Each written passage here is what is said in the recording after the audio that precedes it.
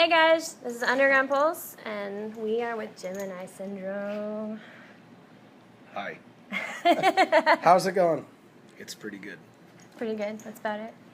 Back at, what did you say when we got here? Welcome home? Welcome home. Yeah, man. I love coming here. It's awesome to see you here again. How long is it? It's been a few months. I want to say the last time was February. Yeah, Am I not wrong? February? No. No, we came as a headline. Yeah, you came earlier with a star set. I know. Yeah, in April. Something like that. Yeah. It's about the time you guys exploded into the music scene with Stardust. Right? It was a little earlier than that. It was I guess. earlier than that. Yeah, but holy cow, that song is everywhere. Yeah. Yeah. That's my pool game song. Stardust? Yeah. Is that what you use to beat people? Yes. Cool. Yes, I'll have it playing out on the table. We'll have to put it on tonight then when I beat you. Oh. It's on. Trading memories. It's on. It's on. Of those guys. Recently, you guys have a new song out, Morning Star. Correct. Right? And I don't. The beginning of it has like this chanting going on. Yes, ma'am. And what's the story behind all of that? We wrote that song. I was going through a very difficult time. We'll call it that. I was going through a really dark time in my life, and I didn't know exactly how to explain it. How do I say this? I didn't know how to explain it directly, like what was going on. So I used the story of Lucifer falling from heaven. I felt like the falling of the devil from heaven, being cast out. I felt like I wasn't loved anymore at that time. So I used that story as a metaphor for that too. And there's a lot of emotion in it. My only regret, I guess, is that it's the most difficult song to sing, because it's in the absolute top of my range. But it's my favorite song on the record, for sure. Yeah, it does have this beautifully sad tone to it. Yeah, it's sad for sure. Yeah. It's sad for sure. Yeah. You always have to have that one song that's just very difficult for you. Every band has that one song. I do it every time, and I don't know why. Every time I write something like that, I'm like, man, why would you do that? Why? I'm gonna say my favorite song off the album is "The Pleasure and Pain." Cool. It's just a very, I don't know, it's kind of more of an upbeat, fun, but still kick your ass. But it's the heaviest one, Yes. which is funny, right? Yes. That was something that I always liked about this band, is that, you know, you got Pleasure and Pain, which is just in your face, like crunch, nasty, the most metal, quote unquote, song we have, but it has the most upbeat, positive message. Yes. Like we're all one and the same, we're all together in this. And then you hear songs like Stardust. Kind of trips me out because that song is like, there's been people that have gotten engaged at our shows to that song, and like people fall in love to it, and it's absolutely not a love song by any means at all. But that's the point, though. It doesn't matter. It doesn't matter what I meant it to be. Mm-hmm. Whatever you take it as, you take it as, and that's good. That's what I want out of music. I want someone to hear it and embrace it in whatever way they want. And whatever it means to you is what it means to you, and that's great. It can mean something totally different to me, and that's okay. That's great. I like when musicians can write songs like that, so they can actually touch you. It might not be in that way, but it means something to someone else. Sure. Yeah. And that song means a lot to me too, like just based on my experience, how I wrote it. But it's just interesting to me to see how someone else takes it in a totally different context. And I'll be honest, man, that puts a smile on my face to see them take that in a totally different direction. I think that's awesome. Like, yeah, that song's not really written about love. It's kind of written about, I'm not going to go into detail, but certainly not love. Not that. Not at all. So, Out of all your songs you guys play live, what's your favorite to play? Depends on the day. Yeah? Depends on the day. I think Morning Star is my favorite to listen to on the road. Stop coughing now. Sorry. Jeez, I'm dying. Don't die. I'll try. Please don't die. It depends on the day. Like Morning Star is my favorite sonic thing to listen to. We just put so much work into that too. Like we were saying earlier, that chant at the beginning has just like so many vocal tracks that we put into it.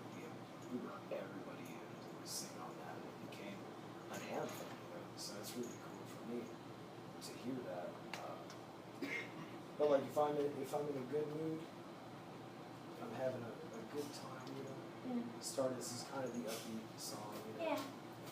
If I'm having a really crappy day, Pleasure Pain or Basement, you know, it just depends.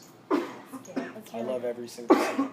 Well, you should, because they're all great. Thank you.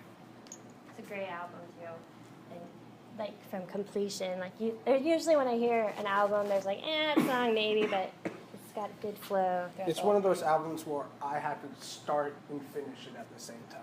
It's one of those.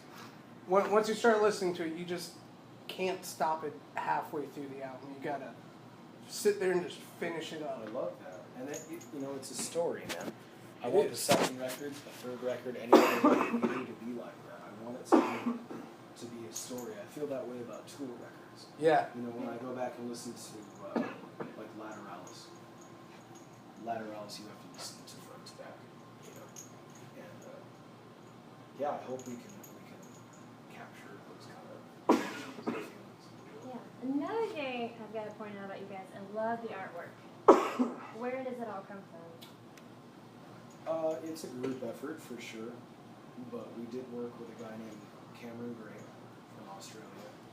He did all of our artwork, but Brian was heavily involved in that. But one of the cool things about it was that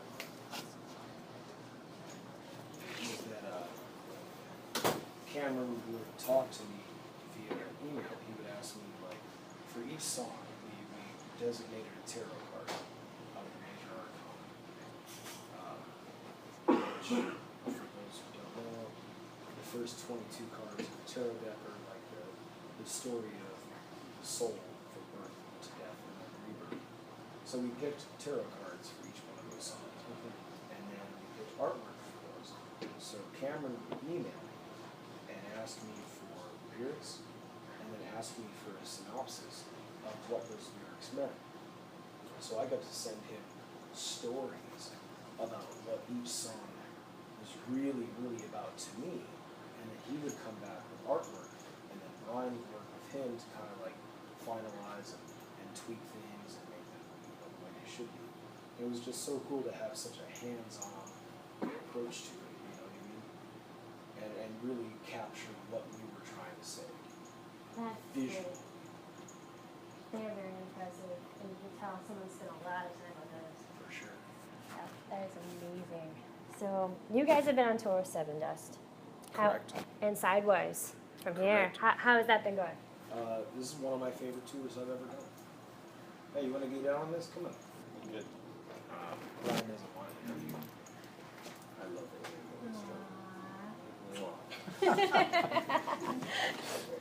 That was weird.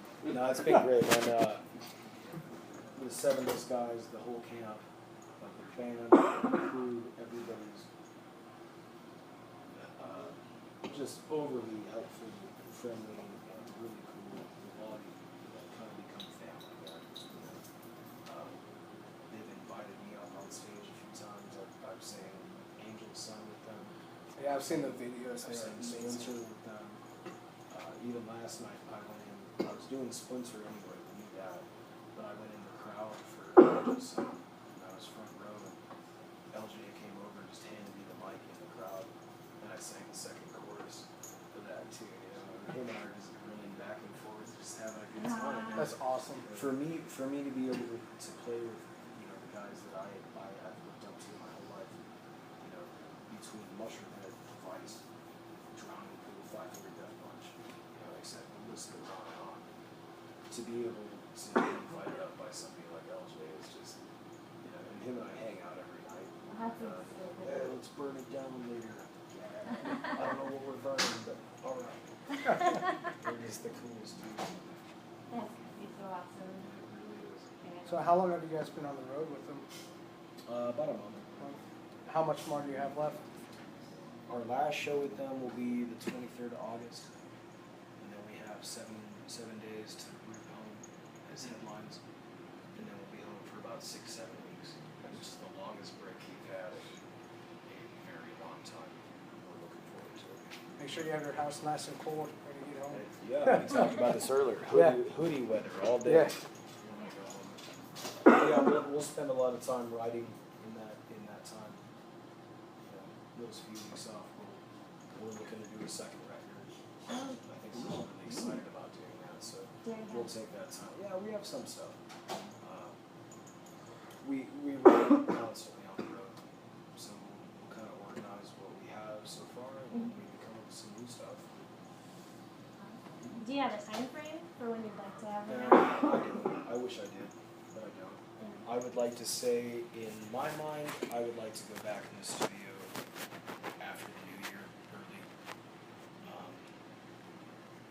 But that's just in my mind, so I don't know, you know what I mean? Like, Oh, yeah. I don't know how that's gonna happen. With that being said, like just for your personal point of view, how do you want the next album to sound compared to this first one? I want it to go further in each direction. I want the darker to be darker. I want the lighter to be lighter. And I don't mean like sonically like light. I mean the positivity. I want what's positive to be more positive. But I want the negative to really focus. I want to go to those dark places in my mind. I want to really dig deep into that crappy, nasty place that lives inside my soul. And I want to pull that out, give it away, get rid of it, like Donnie Darko style. Nice. I like that. Nice. Now, when you go to pick songs to go on your album, how do you choose which one goes and which one doesn't? Painstakingly. We went in for this first album with about 50 or 60 songs. Wow. We have a huge catalog of stuff, and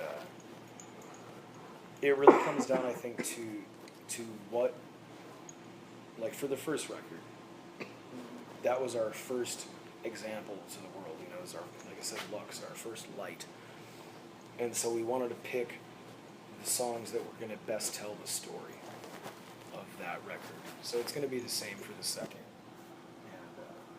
And I remember reading an interview with Bruce Springsteen back in the day where he said the same thing. He's like, I go into every record with 50 songs, and I have to pick 10 or 12 or whatever. And it's hard.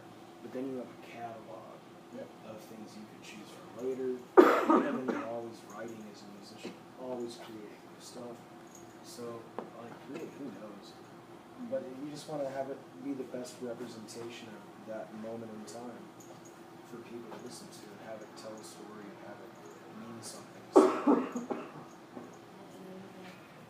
Recently, actually it's been a little while, you guys have played a cover of Big Empty. Yeah, a few months back, yeah. Yeah. Now, where did that come from? Well, it came from Stone Temple Pilots. Oh. The idea. No, we were looking for some tunes from back in the day that we kind of grew up with, and we wanted something that would translate best for what we do anyway, sonically. And STP is a band that we all grew up listening to, and that just seemed like some kind of gothic tune. You know, it was on the Crow soundtrack. I grew up watching like super gothic stuff.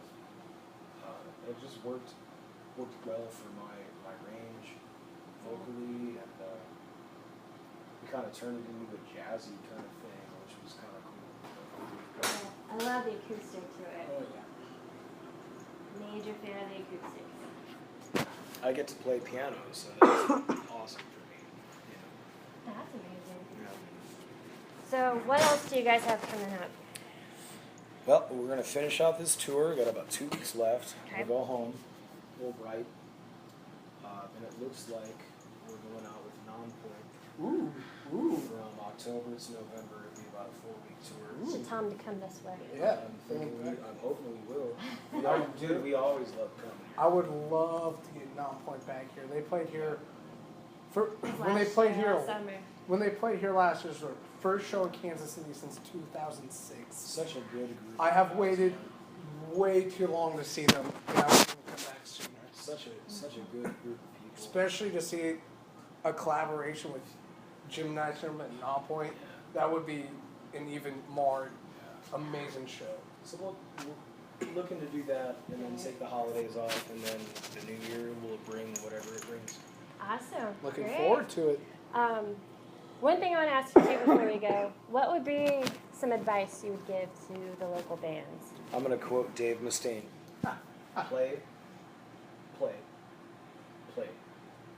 Play some more. Be out in front of you. Especially nowadays, especially with social media being the way it is, internet being the way it is, that you can get your hands on anything. It's a very, very big pond right now. And that can be a really good thing or a really bad thing, depending on how you utilize it. I'd say play as much as you can. And he said that 20 years ago. Yeah. Just be out. Because you could be the greatest guitar player in the world, but if you're sitting in your basement, no one's ever going to know who you are. So get out. Go out and play. I don't care if it's a coffee house. I don't care if it's an arena. You know what I mean? That's how we all got to where we are. We played some more. I think that's the best advice you can give any musician. That's great. Well, thank you so much. Absolutely. And can't wait to have you back Yes. again and again and again. It'll happen. Awesome.